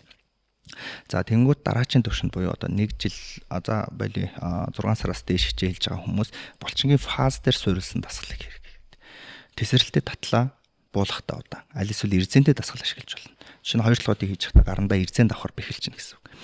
Дээшээ тесрэлтэд татлаа буцаад буулгах чи эрзэн чинь доошо татаж сөрөг фазыг үүсгэн гэсэн үг. Ингэжээж тэр булчин ургалтын процесс энгийн дасгал хийснээс 1.5-аас 1.7 дахин илүү өндөр явагдана гэсэн. Тэр булчингийн уургийн синтезийн задрал илүү сайн явагдаж байна гэсэн үг. За манайхан одоо ингээд дасгалаа хийчлээ гингүү. За араас нь буларлаа гэж бодъё л та. За булралт үүслээ. За энэ булралт ерөнхийдөө 22-өөс одоо 72 цагийн хооронд ингээд янз бүр байдлаар булралтууд үүсдэг. За ингэж хэрв одоо нэгдүгээр өдөр хөлний булчин ажиллуулад 2 дахь өдөр 3 дахь өдөр хөл буларсан бол 3 дахь өдөр нь хөнгөн ажиллуулах хэрэгтэй. Ерөнхийдөө булчин recovery хийх хугацаа нь одоо 24-48 цагийн дотор бол ер нь 75% recover хийчихдэг. Үлдсэн 25% нь тэр дараачийн дасгалд ажиллуулах хүртэл явж идэг гэсэн. Тэгэнгүүт одоо энэ 24-48 цагийн хугацааны дараа булчинг хөнгөн ажиллуулж одоо цусаар дүргэж памп авахуулаад одоо хөөлт авахулчих энэ процесс төр булчин дотроо метаболизм явагдах хурд нь илүү өндөр болчихдог гэсэн үг. Ингээд маш хурдан recovery хийгээд тухайн хүний одоо юу гэдэг булчин ургалтын процесс төр shape үүсэх процесс нь илүү хурдан болж эхэлдэг гэсэн үг. Манайхан болохоор нөгөө нэг яадаг гэхээр дараачийн ортлоо ерөөс огт ажиллаулдаг болорцсон байна ингэсэн байна. Яг хөө миний яг нөгөө ингээд судлаад одоо юу гэдэг өөр төрөө хэрэгжүүлсэн жишээ бол ажиллаулаад ингээд 48 цагийн дараа хөнгөн ажиллуулахад булчин нөхөн сэргэж байгаа хүч авж байгаа процесс илүү өндөр санагддаг. Наад ч бас өстэй мдэггүй юм биш үү. Тэгэхгүй одоо жишээл би өөрөө одоо 7 оны хөтөлбөрөөр бодохоор цээж 7 хоногт нэг л удаа орж нуруу хөл ингээд айл алиг нэг л удаа хийгээд тэгээд одоо бүхэл бүтэн 7 хоног буюу одоо тэр чинь 120 хэдэн цаг ингээд огт тухайн булчингаа ажиллуулах одоо байхгүй. Тэгэхээр энэ өөрөө айгу буруу ч байхтай үр дүнтэй аргатаа тооцогдод юм биш үү те. Гэхдээ энэ бол айгу том бол. Тэгэхээр түрүүн дурдсан шиг 7 оны хөтөлбөр байна. Энэ хөтөлбөрөө ер нь яаж боловсруулах зөвхөмжтэй хүмүүс анх фитнест орчод юу хийх юм бол мэддэггүй шүү дээ. Тэгэхээр за одоо бол ингээд AI энтер өгч байгаа те ингээд ChatGPT-гээс ч юм асууж болж байна. AI ер нь хэр оновчтой хариулж өгч чадахгүй гэдэг нь бол нэгдүгээр асуулт. Тэгээ хоёрдугаар асуулт нь болонгууд нь YouTube дээр ч юм уу те ингээд маш олон үнгүү хичээлүүд байгаа. Тэгэхээр тэдний хичээлүүдийг хараад одоо хөтөлбөрөө боловсруулах гэдэг нь хоёрдугаар асуулт. Тэгээд хамгийн сүүлийн асуулт нь болохоор 7 хоног болгон адилхан зүйлээ ер нь дийлэх хүмүүс бол хийгээд байгаа. Цээжний өдөр бол яг адилхан дасгалын програмтай, хөлний өдөр бас яг адилхан дасгалын програмтай. Тэгэхээр тухайн бүртээ ингээд сардаа ч юм уу мэдгүй ямар нэгэн байдлаар өөр дасгал хийгээд солих нь ер нь бол илүү үр дүнтэй юу гэдэг ийм хөтөлбөртэй холбоотой зүйлүүдийг асууя. За YouTube бизнес эхэлж YouTube үзэж байгаа бол YouTube одоо юу гэдэг YouTube-ээс одоо авч чадах боломжтой мэдлэг нь юу гэх юм бол дасгалын техникийг хүн сонсож сурахаас илүүтэй яг ингээ хараад сурах нь илүү өндөр байдаг. Тийм учраас YouTube-ээс би дасгалын техникийг сурвал зүгээр гэж бодож байна. За зөвхөн анхлан хичээлж байгаа хүмүүс AI-аар хөтөлбөрөөр гаргуулж болно. Гэхдээ AI чинь тэр үе холбоос чинь яаж ажиллаж байгаа юм. За тэр булчингийн ачаалт чинь хэр байгаа юм. Сэтгэл санааны байдал ямар байна гэдэг чинь төдийлөнсөө одоо мэдээж гаргаж чадахгүй гэсэн үг. Хэдэн цагийн нойр авсан гэдэг чинь мэдэхгүй учраас тэр дасгалын төлөвлөгөөг хэдэн цагаар гаргана гэдэг чинь мэдэхгүй гэсэн. Үнэхээр нэгт ажилдаг байвал арай андаа ах л та. Гэхдээ тэр чинь тухайн хүний дасгал хөдөлгөөний гэдэг чинь сэтгэл зүй гэдэг ингээд маш олон юмнуудтай уялддаг.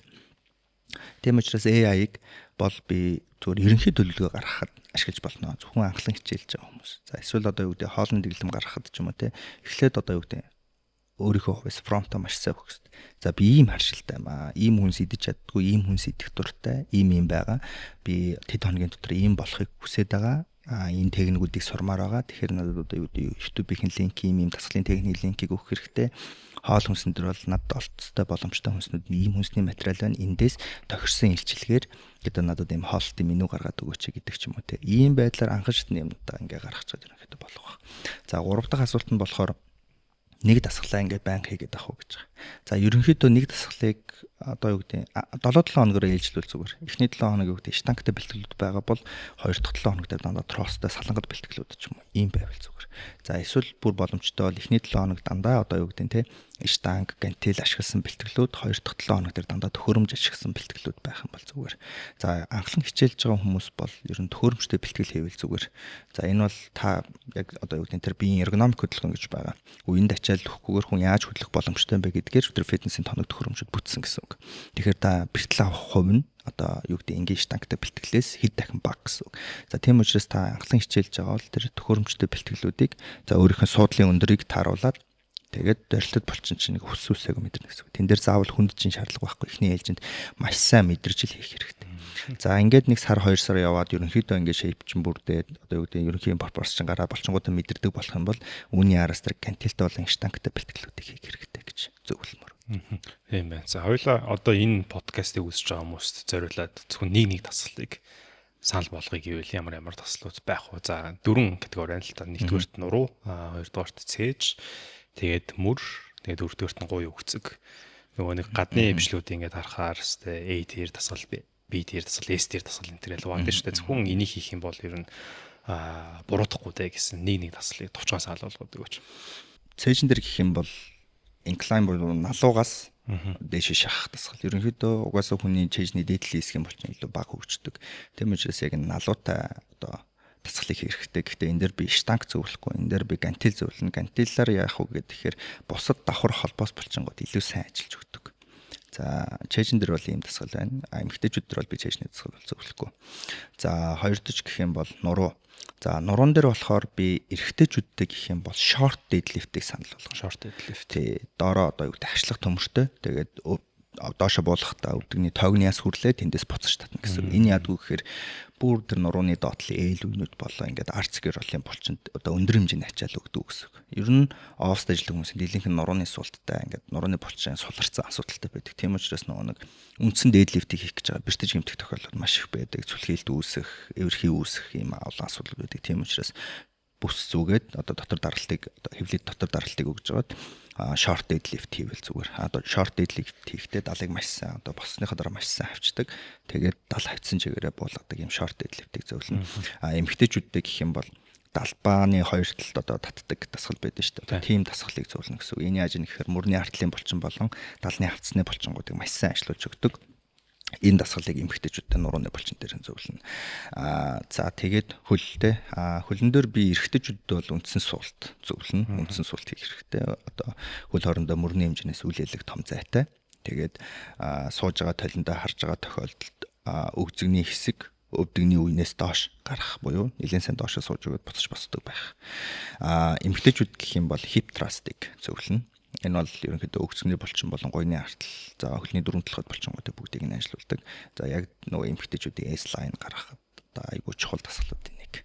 За эдгээр дасгалуудыг ерөнхийдөө зөвлөн. Тэгээд хамгийн гол анхаарах юм нэгт техникт хоёр дахь булчин маш сайн мэдрэх хэрэгтэй. За үүний араас тэр жингийн асуудлууд орж ирнэ. Гайхалтай. За, онлайн биш ээ. Техниктэй холбоотой хамгийн сүүлийн асуулт. Би сая нөгөө нэг Hyrox-ийн залуучуудтай нэг хэсэг хамт гүйсэн. Тэгээд ихтэй нэг айгу мундаг залууд хийжсэн юм аа. Ер нь өмнө би дандаа сунгалтаа орхичдаг байсан юм байлээ. Тэгээд ингээд өөрөө судалж үзсэн чинь ер нь сонголт чинь яг булчингийн төсвөр тэгээд тэр тесрэлт энэ төргээд бүх зүйлтэй яг холбогддог учраас ер нь ингээд дандаа одоо шахуулж байгаа гэд тэгсэн. Тэгээд гадны ингээд одоо жишээлбэл баалер руу ингээд яваад бас хэд одоо фитнест орлоо л та. Тэгээд хүмүүсийг хараад байсан чинь ер нь ингээд сонголтоо айгүй их сайн хийдэг. Тэгээ maaхан ч болохоор дандаа ингээд том булчингуудаа ажиллаулдаг. Нөхдүүд болонгууд нь сонголтын дасгал айлсэл ингээд эрдэнтэй хийдэг ч юм янз бүрийн ингээд дасгалууд хийгээд байх шүү. Тэгэхээр энэ булчин болон эрүүл мэндтэй холбоотой ер нь ягаад сонголт зайлшгүй хийх хэрэгтэй вэ гэдгийг тайлбарлаад өгөөч. За ерөнхийдөө дийлэн хүмүүсийг харахад дасгалын өмнө сонголт хийдэг, дасгалын дараа сонголт хийдэг юм хоёр төрөл байгаа. Онлын хувьд гэх юм бол дасгалын өмнө сонголт хийх юм бол тухайн одоо юу гэдэг нь булчингаас гарах хүчний тесрэлтийн хэмжээ ойролцоогоор 30-35% буурдаг. Яагаад гэх юм бол амарцсан байгаа учраас.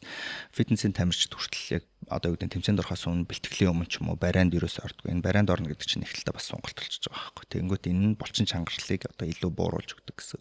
Тийм учраас бэлтгэлийн өмнө бол тодорхой хэмжээний халаалтууд байх хэрэгтэй. Бүтэн бие warm up хийх хэрэгтэй. Тухайн булчингаа ажиллаусны дараа маш сайн сонгох хэрэгтэй. Яагаад гэх юм бол тухайн булчин ажиллаад маш их хэмжээний цус шахагдсан байгаа. Улаан эст чинь тэр чигээр хүчил төрөх зөвөрлөгтөд очсон байгаа.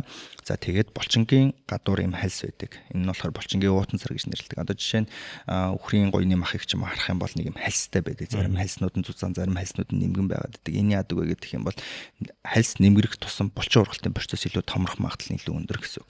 Хальс зузаан байх тусам булчин ургалтын процесс илүү бага байна гэсэн үг. За тэнгуут энэ хальсыг илүү сайн сунгахын тулд тэр бэлтгэл хийсний дараа одоо булчин одоо хөөлт авсны дараа маш сайн сонголт хийж өгдөг. Ингэснээрээ тэр булчин ургалтын процесс илүү сайн одоо юу гэдэг явагдах үндсээр нь болж өгдөг. Хоёрдож гэх юм бол бэлтгэл хийсний дараа ингээ булчин халууд үгэл халуун оргиол байгаад байдаг. Энэ хугацаанд бол одоо тэр булчин дотор бодис солилцоо явагдаж байна л гэсэн. Тэр уургийн синтезийн задрал явагдаж байна. Бид байгаа тэр одоо глюкозыг булчин бас тодорхой хэмжээнд ашиглаад давхар шатааж гэх мэтлэн ийм зүйлсүүд одоо давхар явагдаж байгаа гэсэн. Тийм учраас сонголтыг бэлтгэл дуусны дараа ойролцоогоор 15-аас 20 минут тухайн ажилласан булчин дээр маш сайн сонголтыг хийх ёстой гэж зөвлөмөр. Окей. За энэ удаагийн дугаарыг Evel Clinic-ийн туслалтаагаар та бүхэнд хүргэж байна. За би болохоор өмнө нь 10 орчим жил брейк бүжгэлдэг байж байгаа. Тэгээд брейкнийхээ явцад дандаа нөгөө толгон дээр ирэх тийм хөдөлгөөнүүдийг аюу хийдэг байсан. Тэгээд хүн толгон дээр нэг зэг дээр эргэж байна гэдэг чинь тухайн яг жижигхэн нэг зэг дээр нь дандаа үрэлт болон шатлтууд яваад тэгээд гэмтлийн шин чанартайгаар тухайн үснүүд нь ер нь бол ингээд халзарсан. Тэгээд миний толгон дээр болонгууд нэг тийм жижигхэн зоос шиг нэг тийм ингээд хов хоосон хэсэг үүссэн байсан байхгүй. Тэгээд эмнэлэгт үзүүлсэн чинь угаасаа гэмтлийн шин чанартай учраас дахиж ер нь бол урах боломжгүй гэж тогтоогдоод тэгээд үс шилжүүлэн суулгана гэхлээр арай л хитрхи их одоо цаг хугацаа болон ингээд мөнгө төгрөний өвдсөн тэр тэгээд дээрээс нь жижиг хэсэг толонгууд нь айгу тохиромжгүй юм болж таарад тэгээд гисэн чинь Evel Clinic гэж River Plaza дээр байдаг газарт болохоор Японоос орж ирсэн шинэ технологиор Японоос одоо яг тухайн тусгай зөвшөөрөлтэй хүн нь хүний толгой дээр одоо ерөөхдөө нь бол шивээс шиг байдлаар цэгэн одоо шивээс хийгээд тэгээд тэр нь болохоор яг тухайн хэсгийн өнгөлн далдалдаг тийм үйлчлэгээ шинээр нэвтрүүлээд эхэлсэн байдаг юм байна. Тэгээд тэрийг нь би өөр дээр яг хийсэн байгаа. Тэгээд хоёр удаа ороод тэгээд ерөөхдөө нь бол өмнө нь ингээд харагддаг байсан тэр гимтлийн хэсэг нь болонгууд тэр чигтээ далд одоо харагдахгүй болсон байгаа. Тиймээс заавал одоо юу гэдэг ямар нэгэн гимтлийн шинжнартай эсвэл ингээд шатсан, түлсэн тэ айл эсвэл тодорхой нэг жижигхэн хэсгээр усныхаа үгтээр ингээд халзралтай байдаг ч юм уу. Тиймэрхүү хүмүүс болохоор үсээ шилжүүлэн суулгалгүйгээр маш амархан байдлаар ерөөхдөө нь 2-3 удаагийн оролтоор өөрийнхөө асуудлаа шийдэх боломжтой юм байна шүү. Тэгээд Японоос одоо эм чин хурж ирээд хийдэг учраас Evel Clinic рүү холбогдоод бичээд эсвэл залгаад тухайн эм чин хизээ ирэх вэ гэдгийг лаавуулж байгаа та бүхнийг үйлчлүүлээсэй гэж хүсмээр байна. Ингээд үргэлжлүүлцгээе. За дараагийн бүлэг хооллолт. За энэ хүртэл ер нь тодорхой хэмжээнд хооллолтын талаар ярьсан учраас зарим асуултыг алгасаад асуучих. Нийгмээр нэг ийм ойлголт байгаад байна. Уураг их авах юм бол таргална гэдэг. Энэ үнэн үү? Утлаа. Уургийг зөвхөн ер нь бол булчин ашиглана гэдээ ойлгож болно. Хамгийн энгийнээр хэлэхэд бол та уураг өндөр авж байгаа тохиолдолд булчингаа алдахгүй л гэсэн үг.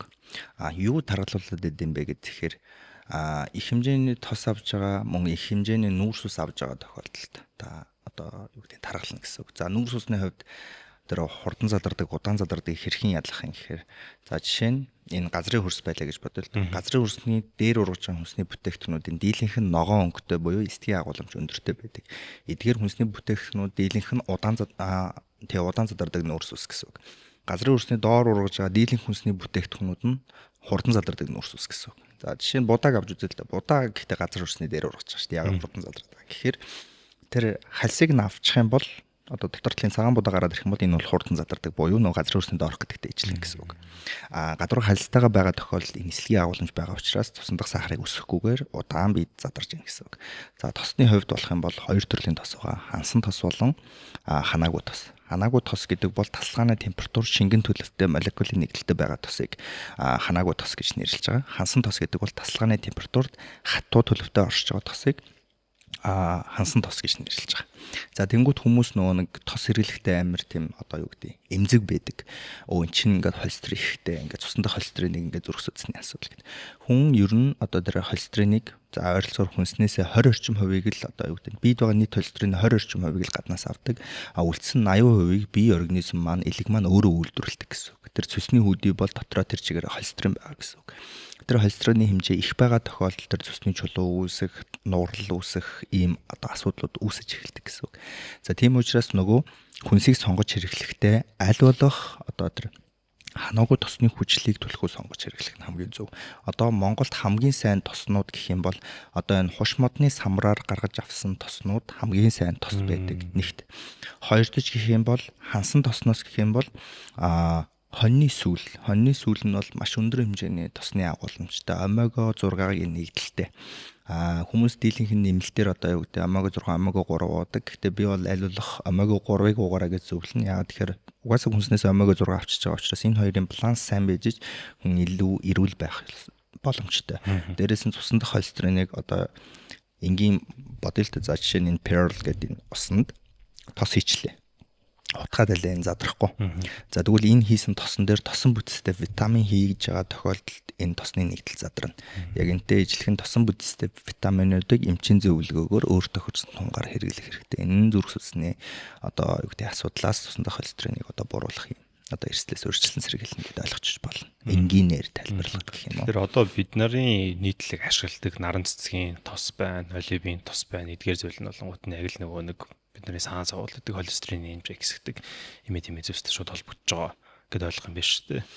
Тий, гэхдээ нөө нэг эн чинь тосны чанараас шалтгаална. Одоо жишээ нь extra virgin olive oil-ыг одоо 240 градус дээр халаагаад хэрэглэх юм бол энэ тосны бүтэц өөрчлөгдөөд илүү одоо юу гэдэг бие шингэхгүй төлөв рүүгээ шилжинэ гэсэн үг.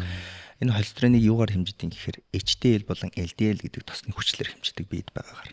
HDL бол яадаг вэ гэх юм бол цуснд байгаа холестериныг зөөвөрлж аваачаад одоо элхэн дээр аваачаад задалдаг гэж ойлгож байна. LDL тосны яадаг вэ гэхээр элхэнд байгаа тэр одоо юу гэдэг тосны хүчлийг гаргаад одоо юу гэдэг судасны ханаар ингэж чөлөөтэй явуулдаг гэсэн. Тэгэхээр тэр холестерин судасны ханаар чөлөөтэй явуулах юм бол тэр зүрх судасны асуудал үүснэ гэсэн үг.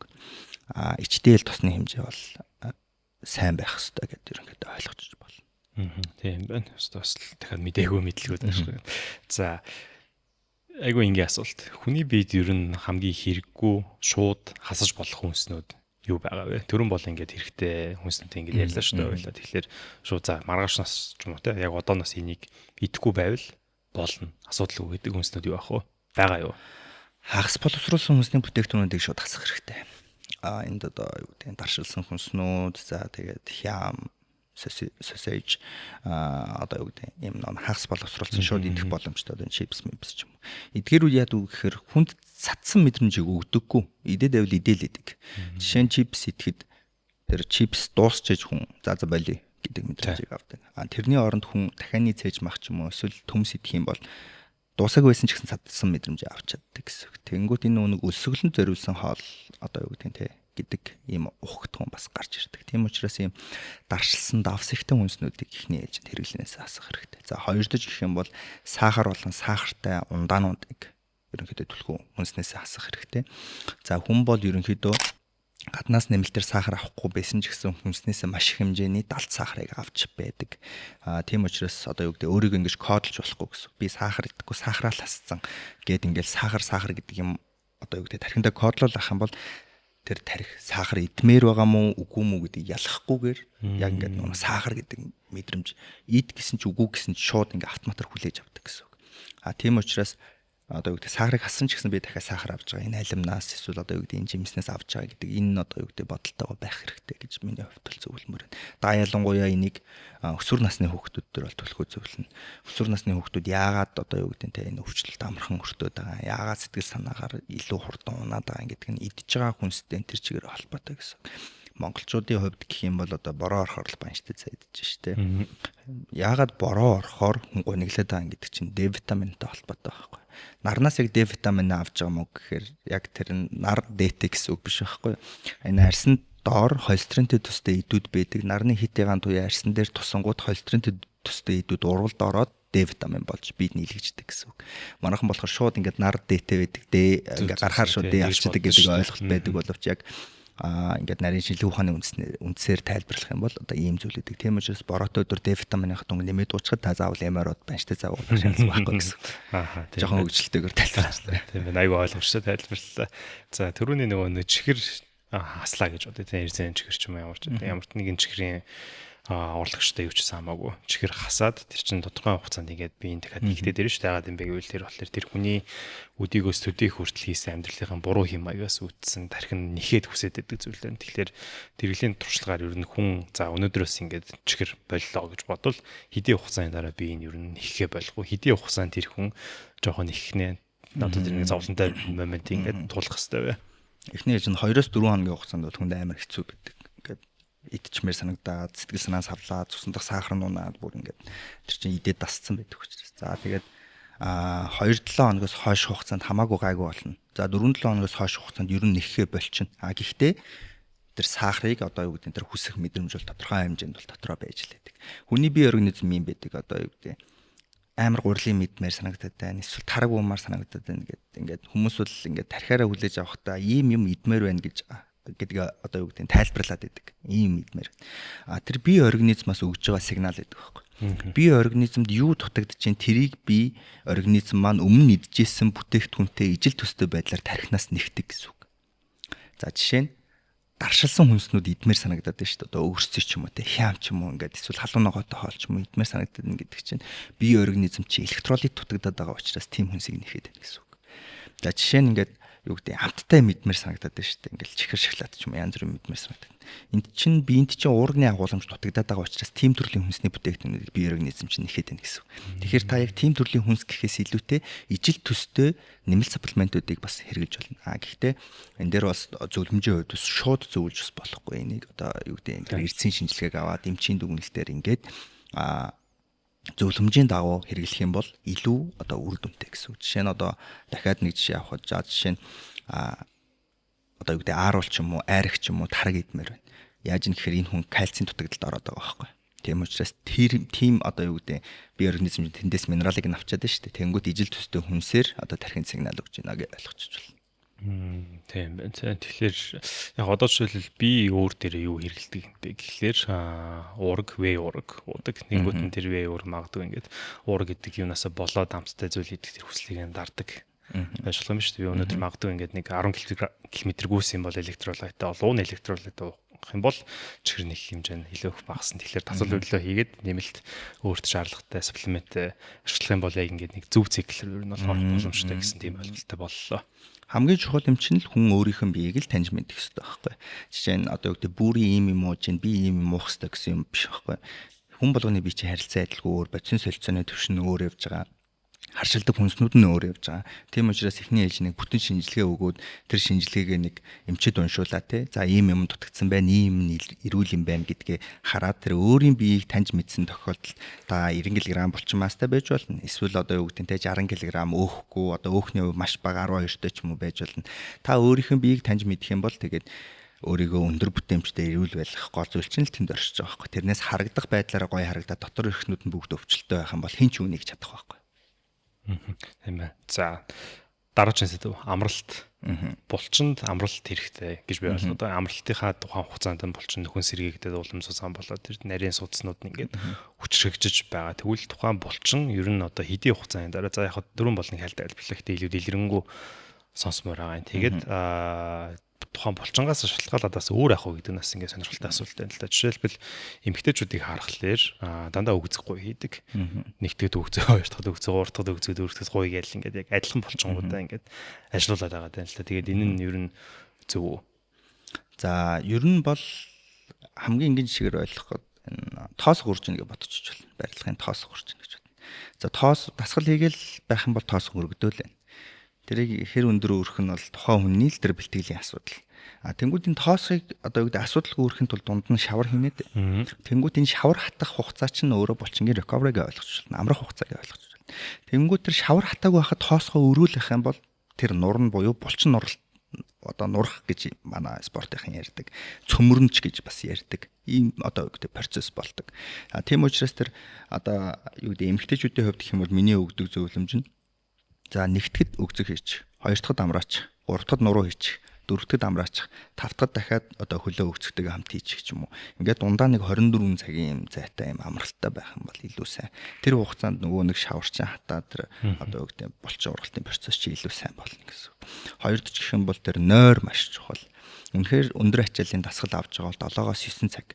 Хүмүүс ер нь ингэж боддог. Ингээд орондоо орчингуудаа шууд унтсан цагаа тооцоолоод байдаг. Гэхдээ тэн дээр илүү 30 минут нэмэгдэв. Хүн орондоо шууд унтдаггүй байхгүй. Ойролцоогоор 20-с 30 минут ингэж хөрвүүлж жагаад унтдаг учраас унтах цаг дээр одоо жишээ нь 7 цаг унтахад 730 минут гэж тавих ч юм уу, 8 цаг 39 цаг 30 ч юм уу гэж тавих нь одоо хамгийн үр дүнтэй байдаг. Зарим хүмүүс болохоор за би ерөөс ингэ бэлтгэдэг таслах ёсгүй гэж бодонгуудаа тухайн өдөр хүний амьдрал чинь ингээл янз бүрийн зөвлөх болж байгаа шүү дээ. Бага нойртой их ажилтай үед. Тийм одоо нойргүй үедэтсэн стил тэр хүн бэлтгэлээ хийх ёстой юу? Эсвэл тухайн өдөр амарчих ёстой юу? Хэрвээ нойргүй байгаа бол тэр өдөр бэлтгэлээ хийгээд шаардлага байхгүй. Яа гэх юм бол бие организм чинь бүрэн одоо юу гэдэг амарч чадаагүй байхад жишээ нь чи өнөөдөр бүтэн 24 цаг суугаад ажиллачаад маргааш нь үргэлжлүүлээд дахиад ажиллана гэх юм бол чиний бүтээмж гарахгүйтэй ижилхэн булчингийн хувьд ч гэсэн тийм байдаг. Өнөөдөр одоо юу гэдэг чи одоо булчингаа амрааж чадаагүй хэрнээ маргааш дахиад ажиллуулна гэх юм бол тэр булчин одоо юу гэдэг те эсвэл ашигтай ургахаас илүүтэй илүү нэг булчин гэмтэх бэртэл гэмтэл авах магадлал илүү өндөр болдог. Дээрээс нь фитнес спортоор хичээлж байгаа бол энэ үений холбоос болон үе хоорондын шингэн гэдэг зүйлийг айгүй юм анхааралтай байх хэрэгтэй. Манайхан энийг бол нэг хайхтар ингэж юу гэдэг төдийлөн ярьдаггүй бас хайхардаггүй. Гэтэ хамгийн гол зүйл чинь энэ үеийн дээр чи маш их хэмжээний ачааллууд авж байгаа. Яг биеийн эргономик хөдөлгөөнөөр бодох юм бол энэ үеийн дээр маш их хэмжээний динамик ачааллууд өгдөг гэсэн юм. Хөдөлгөөнтэй ачааллууд энэ дээр ч ерөөсөө тэр холбогч идүүдэл бүгд барьж байгаа шүү дээ. Тийм учраас энэний чанарыг аягүй сайн байлгах дасгалын өмнө яг энэ хэсгүүдийг тулталсан сайхан халаадаг байх хэрэгтэй гэж зөвлөмөр. Тийм байна. Recovery хийх ер нь аягүй олон аргууд байдаг шүү дээ. За жишээлбэл гүйлтийн спортоор болохоор магадгүй нэг өдөр марафонд оролцсон юм бол маргааш нь альсгүй бол нөгөөдөр нь тодорхой хэмжээнд алхах айл эсвэл хөнгөн гүйлт хийгээд тухайн бие ингээд recovery хийдэг. Огт ингээд юу ч хийхгүй байж болохгүй гэдэг юм байлээ. Тэрэн шиг за ерөнхийд нь ингээд фитнесийн ч юм уу те эсвэл одоо Hyrox cardio юу гэдэг тиймэрхүү зүйлээр хичээлж байгаа хүмүүс ер нь ямар recovery хийх арга хийвэл үр дүнтэй байдаг вэ? Магадгүй одоо жишээл би сүүлийн үед ингээд саунд суугаа тэрнийхэн дараа хүтэн жакузед ингээд ороод тэгээд энийг 2-3 удаа үргэлжлүүл тэрнийхгүй ингээд амарсан юм шиг мэдрэмж миний тархин дотор ороод байдаг. Тэгэхээр тэрэн шиг ингээд нэг үр дүнтэй ер нь recovery-ны аргуудыг хэлж өгөөч. Түрүүнд ярьжсэнчлэн суур үндсэн 3 юм нь бол тэр тухайн булчинг ажилласнаас хойш 24-өөс 48 цагийн дараа хөнгөн ажиллах гэдэг хамгийн сайн recovery. Хоёрдож гэх юм бол тэр нойрны чанарыг аавна гэдэг нь хамгийн сайн recovery. Гуравдаж гэх юм бол тэр хүнсээр одоо юу гэдэг хүн сайн чанарын хүнснүүд хэрэглэнэ гэдэг нь энэ гурав дахь хүнс. Энэ тулгын 3 чулуу гэсэн. Одоо жишээ нь бодъё л доо. Хоол идэхгүй хэрнээ нэмэлтүүд уугаад байх юм бол тухайн хүн гоё биетэй болно гэж байхгүй гэдэгтээ ижилхэн энэ 3 одоо саяны хэлдэг энэ 3-ыг яг үндсэнгээр нь барихгүй бол тэр булчин үнэхээр гоё байна гэж байхгүй. Үүнийг үнэхээр барьж ажиллаж байгаа бол тэр нэмэлтээр саунд суух, жакуцанд суух бол одоо юу гэдэг дараачийн асуудал байж болно гэсэн. Гэхдээ яг булчин ургалтын процесс дээр би хүтэн жакузыг бол төдийлөн сайн зөвлөдөггүй. Айлуулах халуун жакуз нь өөрөө булчин суллаж маш сайн амраадаг. Зүгээр спермийн тоог одоо юу гэдэг нэмэх гэж байгаа хөдөлгөөнийг нэмэх гэж байгаа зорилгоор бол халуун жакузанд суугаад хүтэн жакузанд сууж болно. Энэ бол одоо энэ Brian Johnson гэж хүн байгаа одоо дэлхийн одоо урт наслтаар одоо энэ урт наслтыг спорт болгоод одоо тэнд одоо өөрийгөө ингэж яаж мэдэх бах тийм алдартай шүү дээ. Brian Johnson дээр болохоор 2 өндгөн дээр одоо саунд цогтой 2 өндгөн дээр мөс тавих ч юм уу тийм ингээд нэг тухайн төмсгний чинь температур нь биеийн температураас 2-3 градусын доор байгаа. Тэнгуут тэр угаасаа хүйтэн байж спермийн тооны хөдөлгөөн илүү өндөр байна гэдэгтэй ижлэн. За тийм байх боломжтой. За нөгөө дээгүүр хүйтэн жакузи жишээ нь одоо монголчууд айгүй ухаантай байсан нэг илэрлэл нь харцны усанд орох гэж байдаг. Энэ болохоор яг гэхээр өвлийн хувьд нөгөө илчлэг өндөртөө хоол хүнс авдаг, тодорхой хэмжээний өөхлөлтийн процесс явдаг. Дээрээс нь одоо юу гэдэг ийм халуун температураас шууд хүйтэн одоо юу гэдэг харсны усанд орох нь өөрөө энэ мэдрэлийн систем гэдэг маш олон зүрх судас гэдэг айгүй олон давуу талтай. Яагаад гэх юм бол өндөр хэмжээний тоснууд авж байгаа тэр цусндах холестерол угаасаа хүссүсгээ тодорхой хэмжээгээр ихсэж байгаа гэдгийг одоо манай өвгд эцэс маань мэддэг байсан учраас тэр хийдэг байсан ч юм билүү гэж яг миний бодолт юм байдаг. Яг одоо спортоор хичээлж байгаа хүмүүс төр бол одоо юу гэдэг сардаа нэг удаа байхад болно. Гэтэ нөгөө нэг хүмүүс чинь ингээл өдөр болгон орох гэж юм уу ингээл юм болгоных дараа орох гэдэг. Гэтэ би бол айлуулах тэр тал дээр төдийлэн сайн зөвлөхгүй. Цоч жоохон нэр нэг чухал гэж би ойлгосон шүү дээ. Brain Jones-ны юунаас харсан гэсэн тийм дайган хийгээд авах юм бол тэр мэдрэлүүд нь ингээ бүгдээрээ тасчдаг. Эсүүд нь ингээ аагуус хэвээ үзэгдэл гэмждэг. Оронд нь хаяал нэг хийх юм бол тэр бүх эсүүд нь ингээ цочоод идэвхжлэлтэй ордог гэж ойлгоод иртэн. За хамгийн сүүлийн эсэдв рүү ойлоорой. Нэмэлт бүтээгдэхүүний талаар. За яг мэдээж хүн болгоны нэг өөрийнх нь биеийнх нь одоо тийм ингээд тоо үзэлтүүд нь бол өөр байгаа. Гэтэ ойлаа зүгээр энгийн одоо эрүүл хүн гэд ойлаа бодоод үзтээ. Маш эрүүл хүн гэд ямар нэгэн зүйл нь гажуудаагүй ихтэйгүй эсвэл багтаагүй ямар нэг өвчин зовлон юм байхгүй хүн дээр энэ нэмэлт бүтээгдэхүүнүүдийг ашиглах юм бол ер нь ингээд эрүүл мэнд чинь тустай шүү гэсэн зүйлүүд хэд хэдийг санал болгох юу ах вэ? За эхний хэлжинд омега 3-ыг санал болгоно. Омега 3-ын тосны хүчил буюу одоо хамгийн сайн тосны хүчил гэж яригдж байгаа. За D витаминыг санал болгоно. Ялангуяа монголчууд өвлийн улирал гэдэг одоо 100 ганаар гарч байгаа хугацаанд маш цөөхөн байдаг учраас ер нь дийлэнх нь дэгийн дутагдaltaй байгаад байдаг учраас D витаминыг санал болгоно. За тэгээ электролит санал болгоно, магний санал болгоно, уурэг санал болгоно. За кератиныг нэмэлтээр санал болгоно. За яагаад кератиныг санал болгож байгаа юм гэхээр та зөвхөн спортоор хичээлдэг биш байсан ч гэсэн кератиныг уух боломжтой. Таны ууж байгаа кератины чинь 5% нь тархины түлш болдог. Одоо жишээ нь таны хувьд одоо жишээ нь гар утсаа цэнгэлэхийн тулд power bank ашиглаж болно. Тэ илүү хэрэг аяллаар явж байвал кератин бол тархинд яг ийм power bank-ны түлш болдог. Тархи өөрөө одоо бид байгаа нийт эдсэн глюкозны 20 орчим хувийг ашигладаг. За тэнгуү тэр глюкоз чинь задраад ATP болоод тархи ашиглаад тэр одоо юу гэдэг ашиглаж дууссан чинь галд мод хийнгүүт тэр шатаад үнс болно доо. За тэнгуүт модыг хідүүлээ ATP гэдэг аваад үзчих. За тэнгуүт үнс болонгууд ADP гэдэг одоо нэгдэл болно гэсэн. Тэнгуүт кератин маань яадаг вэ гэхээр нөгөө янцсан энергитэй байдаг учраас тэр ADP-г дахиж цэнгэлээд ATP болгоод тархинд дахиж ашиглуулдаг гэсэн үг. Энэ бол одоо юу гэдэг яг спортын нэмэлт бүтээгдэхүүн дундаас хамгийн их судлагдсан бүтээгдэхүүн өөрөө кератин байдаг. Тийм учраас тархины power bank гэж ойлгочих болно. Жишээ нь миний хувьд та кофе уух уу, кератин уух уу гэвэл би кератин уухыг одоо сонгоно. Яагаад тэгэхээр кофе бол тэр ядарсан мэдрэмжийг түр хугацаанд дарж байгаа бол кератин өөрөө урт удаан хугацаанд энэ тархийг энергиэр хангахын процесс дээр маш өндөр одоо үр дүн хүргэдэг. Жишээ нь одоо юу гэдэг кератиныг гинкотой за жишээ нь тарвстай ингээ хамт хэрэглэж байгаа тохиолдолд бол бие тусны агуулмж одоо юу гэдэг маш их хэмжээгээр одоо яг планслэгч гэсэн. Тэр кератиныг шүүж одоо хамгийн том эргэтэн чи өөрөө бөөр байгаа. Тэнгүүд чинь кератин уучаад шинжилгээ өгөнгүүт кератинин гэдэг хоёр бодис өөр. Кератинин гэдэг нь бол одоо жишээ нь тэр кератин одоо ашиглагдаад дууссан хэлбэрийг кератинин гэж ярьдаг. Тэгэнгүүт нөгөө бөөрөн дээр их ангуудгүй чиний бөөр чинь ингээд модж штэ чи одоо кератинаа зогсоо гэж ерөнхийдөө ингэж зөвлөд өгдөг. Гэхдээ яг кератин уугаагүй үедээ шинжилгээ бөөрнийхөө үйл ажиллагаа нь одоо юу гэдэг хараад одоо энэ сүүлийн үед гарч байгаа энэ судалгаанууд бол кератин бөөрөн дээр тэгж өндөр ачаал өгдөггүй гэдэг судалгаанууд маш их гарч байгаа. Тийм учраас миний хувьд хэрэг та офис ажил хийдэг бол кератиныг тодорхой хэмжээгээр өдөрт 3-5 грамыг хэрэглээрэй. За спорт хийдэг бол би нэг юм судалгаа уншижсэн. Тэрний ядгүй гэхээр хэрэг та одоо кератиныг уухад цаг хамаагүй гэж хэлж байгаа ч гэсэн миний уншижсэн судалгаан дээр хэрэг та дасгал хийхээс өмнө уух юм бол таны дасгалын тесрэлтийн хүч нэмэгдэнэ. Та дасгалыгаа дундуур уух юм бол таны дасгалын чинь тэсвэрийн одоо энэ хугацаа нэмэгдэнэ. Хэрэг та дасгалын дараа уух юм бол таны булчингийн recover одоо илүү сайн нэмэгдэнэ гэдэг ийм нэг судалгаа уншижсэн. Гэхдээ яг одоо юу гэдэг би тэр судалгааг дахиад хайсан ч олохгүй. Тийм. Тэгээд яг хөө тим юм уншижээс учраас би яг өөр дээрээ турш үзэж байгаа юм л та. За энэ ингэж уувал хэр байна, тэгж уувал хэр байна гэдэг. Яг хөө хамгийн одоо миний бие дээр ил гарсан зүйл нь юу вэ гэдэг юм бол нэгт нөө сэтгэн бодох чадвар тархины ачаал даах хугацаа илүү одоо урт удаан хугацаанд байсан. Нэгт хоёрдож гэх юм бол бэлтгэлийн дараа уужсэн учраас одоо тэр ус барилт тэр булчин хөлтийн процесс нь арай илүү өндөр надад санагдчихсан. Тийм учраас би эдгээр одоо нэмэлтүүдийг хүмүүст зөвлөмөр байна. Түрүү нөгөө нэг электролайтыг бас зөвлөж штэ. Тэгээ би ойлгохдоо болохоор электролайт болохоор Google дээр хичээлж байгаа эсвэл Hyrox гэх мэт өндөр хэмжээний кардио хийгээд хөлс маш их ялруулаа булчнууд нь ингээд зангирах татах нэг тийм эрсдлээс ер нь ингээд хамгаалаад шингэг нөхдөг гэж би зүгээр ойлгоод байгаа байхгүй.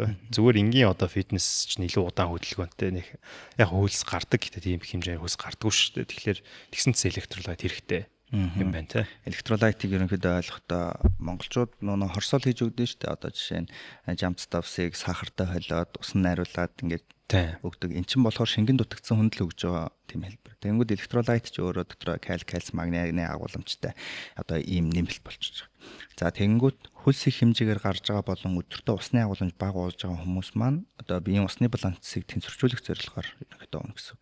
За хэрв хитэрч байгаагаа яаж мэдэх юм бэ гэдэг юм бол ерөнхийдөө юм гид сурагшаа ингээд цүндийгээд ингээд нэг юм хийтэй юм шиг болоод эхэлдэг. За ингэж байгаа тохиолдолд тань одоо ууж байгаа электролит чинь одоо ихтэд байна гэдэг ойлгочих болно. Бусад үед бол ерөнхийдөө электролит нь болж байна гэдэг ойлгоч. За үүн дээр яг миний сая нэг ярихыг хүссэн нэг юм нь болохоор юу вэ гэхээр хүмүүс ингээд хөлс их гарангуут өөх шатаад байна гэж дийлэнх нь тэгж ойлгоод байдаг. Яг энэ өөх шаталтын процесс чинь бараг 80% нь өөрөө энэ амьсгалаар нүр хүршлийн хий болж гарч байгаа гэсэн. Үлдсэн 20% төр шээсээр одоо хөлсөөр тэр бусад юмнуудаар ингээд гадагшилж байгаа гэсэн. За дээрэс нь кардио хийхдээ хит өндөр хит кардио хийхээс илүүтэй зүрхний пульс чинь зон 2 дээр юм хөнгөн темптэйгээр кардио хийж байгаа тохиолдолд тэр өөхний триглицерид задраад одоо юу гэдэг өөхний амин хүчил болоод ингээд өөх шатах процесс нь илүү сайн явагддаг. Юм ярих боломжтой одоо зүрхний хэмдэр байна гэсэн үг. Тийм, 125%. Тий. Яг хүн болгоны одоо нэг насжилт харилцан адилхан өөр байдаг учраас ерөнхийдөө нэг 220-аас өөрийнх нь насыг хасаал тэгээд одоо 105 дээр би бол ийм байх юм байна гэдээ ингээд доошо болгочих болно. Тэгээд манайхны хувьд одоо нэг яг энэ эрүүл мэнд фитнесийн талаар ярьж байгаа хүмүүс айгүй их байгаа нь нэг талтай амар сайшаалтай. Угаасаа энийг одоо юу гэдэг нь үнэхээр чухал одоо сэдв болгож байна. Тэнд чанартай мэдээлж байна, чанаргүй мэдээлж байна. Нийт одоо үзэгчдийн хувьд юу хүсэх вэ гэхээр ярьсан яриа болгоныг одоо юу гэдэг нь гол зүйлүүдийг ингэж бичиж тэмдэглэж аваад өөрөө дахиж илүү судлаарай л гэж зөвлөмөр байна. Яагаад гэвэл энэ таны амаар орж байгаа, таны хийж байгаа зүйл таны өндөр бүтээмжтэй холбоотой учраас тэр өгсөн одоо юу гэдэг нь тэр сэдвүүдийг илүү сайн өөртөө нутагчуулж суулгаад тэгээд одоо юу гэдэг явандаа үр хүүхдтэй одоо коуч хийх ч юм уу эсвэл үр хүүхдтэйгээ хамт тасгал хөдөлгөөн хийх ч юм уу энэ одоо үндэс өрөөд болно гэсэн үг. Одоо миний хувьд Facebook дээр үнгүү групп ажиллаулдаг. За энэ дэр болохоор яг энэ сая миний ярьсан ер нь дийлэнх хичээлүүд тэр үнгүү группт байгаа. Яагаад үнгүү группт байгаа юм гэхээр хүн болгон юм зараад байгаа байхгүй юу? Хүн болгон одоо юу гэдэг фитнесийн спортод байдаг хүн ч юм уу эсвэл тасгал хөдөлгөөн хийдэг хүн болгон юм зараад. Тэр дунд хүн болгон одоо төлбөр төлөөд мэдлэг авах хэмжээнд байгаа ч үгүй ч юу. Тийм учраас нийт массаар нь эрүүл мэндийн одоо энэ ойлголтыг жигдлэх үүднээс нэг юм групп нээсэн дэр нь одоо нэг 10,000 гаруй хүнтэй. Тэгээд тэр хүмүүс маань үнгүү хичээлээ үзээд явж идэг. Тэгээд тэндээс одоо юу гэдэг чанартай тэр мэдлэг мэдээлүүд аваад өөрсдөө ингээ хөгжүүлээд явж байгаа. Ийм байгаа да.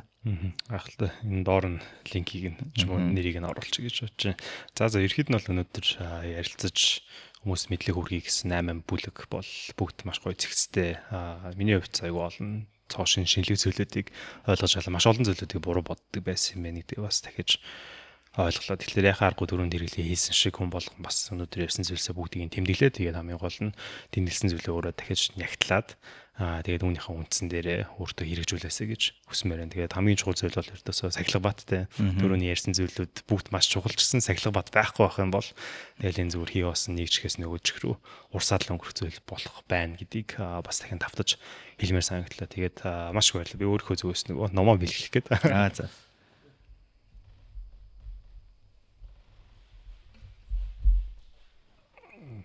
За тэгээд өнөөдөр цаг цаваа гаргаж манай подкастэнд орсонд баярлалаа. Тэгээд энэ авсан уу аваагүй бас мэдэхгүй манай нөгөө шийдэн болохоор тэгээд бестселлер болж байгаа. Бестселлер тэгээд хараад байсан. За тэгээд энэ номыг дурсгаа. Тэгээд маш их баярлалаа. Тэгээд дахин баярлалаа. За ингээд